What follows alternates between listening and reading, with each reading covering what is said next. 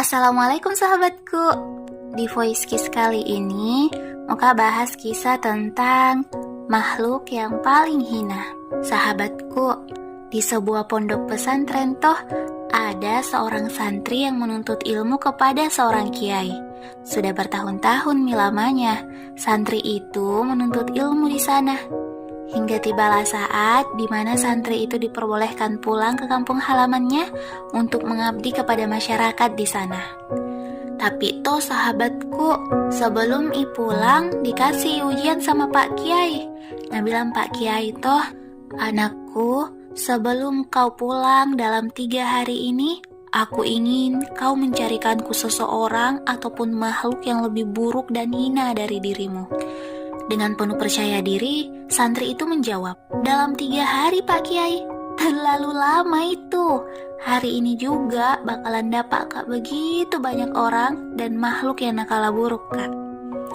Pak Kiai pun hanya tersenyum mendengarkan jawaban dari santrinya. Setelah meminta izin, santri itu pun pergi meninggalkan ruangan Pak Kiai dengan penuh semangat. Karena narasa ujian yang dikasih sama Pak Kiai gampang sekali Ji.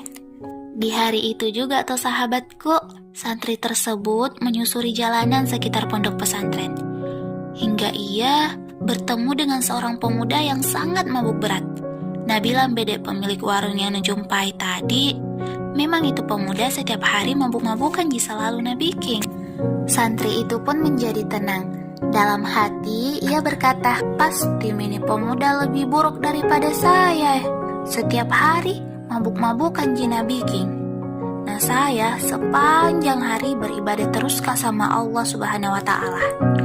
Namun ketika santri itu hendak pulang ke pondok pesantren, ia kembali berpikir, sepertinya pemuda itu tidaklah lebih buruk daripada aku. Sekarang mungkin dia mabuk-mabukan. Tapi siapa yang tahu, jika di akhir hayatnya nanti, Allah malah mendatangkan hidayah kepadanya, sehingga ia bisa meninggal dalam keadaan husnul khatimah. Sedangkan aku, yang sekarang rajin beribadah, bagaimana jika di akhir hayatku nanti, Allah malah menginginkan sul khatimah untukku? Bagaimana? Akhirnya, santri itu pun memutuskan untuk kembali melanjutkan perjalanannya. Tapi, di tengah jalan, ia bertemu dengan seekor anjing yang sangat menjijikkan. Tidak hanya bulunya yang kusut dan juga bau, anjing itu juga menderita penyakit kudis. Dengan penuh kegirangan, santri itu berkata, akhirnya, kudapat nih, makhluk yang nakal buruk Kak. Ini anjing tidak cuma jelek, haram tomih, menjijikkan lagi. Dengan menggunakan karung beras, santri itu hendak membawanya pulang kembali ke pondok pesantren. Tapi ia kembali berpikir, anjing ini memang buruk rupa, haram, dan bahkan menjijikkan. Tapi apakah benar anjing ini lebih buruk daripada aku? Tidak. Kelak, jika anjing ini meninggal dunia, dia tidak akan dimintai pertanggungjawaban terhadap apapun yang selama ini dia lakukan di dunia. Sedangkan aku harus mempertanggungjawabkan segala hal yang telah aku lakukan selama ini di dunia. Dan bisa jadi masuk ke dalam neraka. Akhirnya, santri itu pun menyadari bahwa dirinya tidaklah lebih baik dari seekor anjing yang menjijikkan. Hingga sore tiba, santri itu terus saja mencari seseorang ataupun makhluk yang lebih buruk dari dirinya. Namun hingga malam, ia masih saja belum menemukannya.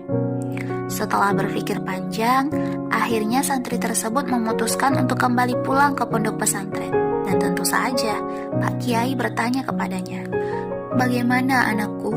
Apakah kau sudah menemukan apa yang kuminta untuk kau cari? Dengan wajah yang memelas, santri itu menjawab, sudah mi Pak Kiai. Setelah ketemu Kak dengan begitu banyak orang dan makhluk yang kurasa nakal buruk Kak, ternyata tetap tonjin, tidak ada yang kalah buruk Kak. Dengan tersenyum, Pak Kiai pun berkata kepada santrinya, Alhamdulillah, kamu dinyatakan lulus dari pondok pesantren ini nak. Ingatlah, selama kita hidup di dunia, Janganlah pernah merasa diri kita ini mulia ataupun baik dari orang lain ataupun makhluk ciptaan Allah yang lainnya. Karena kita tidak pernah tahu akhir dari kehidupan kita sendiri.